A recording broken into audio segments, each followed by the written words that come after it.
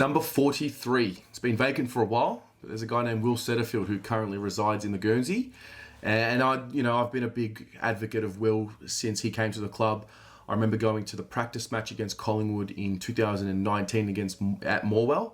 And I remember seeing his first little flash of brilliance. It was just a ground ball get that I saw, and I was, in awe from that moment. And he got better as the season went on, obviously coming off an ACL injury. You need some time mentally to get through that. He's a very young player as well, so he hadn't really enjoyed the fruits of a debut season. And so in some sense, he was a debutant for his career, and a guy that's now had a couple of pre-seasons, or I think he's had one and a bit now. But from what I've seen in this pre-season, he's done all the work, which is a huge tick. And, for him, he doesn't need to worry about, is the knee going to hold up when he goes into a contest.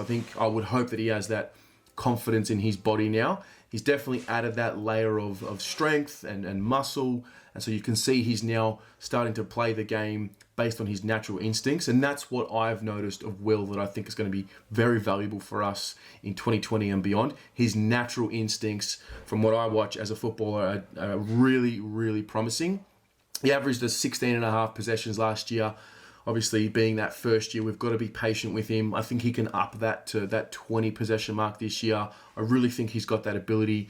That game in round 19, I think it was, against Adelaide, he had the 24 touches, there was 17 kicks, kicked a really important goal at the end of the game as well. And that's going to be important for him because he's obviously got the body now. He's got that size, he can mark around the ground, but he's probably going to have a matchup where he can take his opponent into the forward line. And if he can hit the scoreboard, it's going to take his game to another level, and it's going to be great for his development.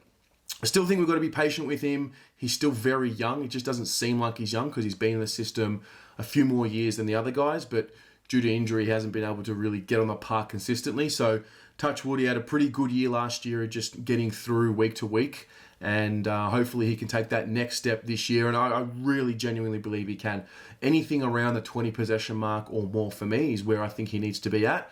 I've spoken a lot during these previews about we need to make sure that any of our midfielders that come into the side, we just can't be seeing those 12, 13, 14 possession games anymore. That needs to stop.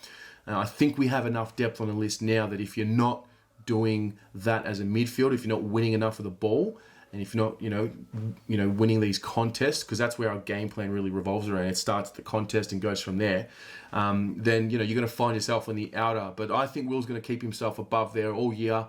And I'm not going to say it's going to be a breakout year. I think 2021 is really where he sets himself. But I'm expecting to see a good incremental improvement this year. What about you?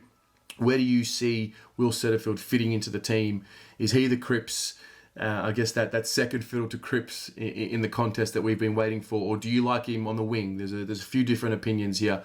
Let me know in the comments below what you think.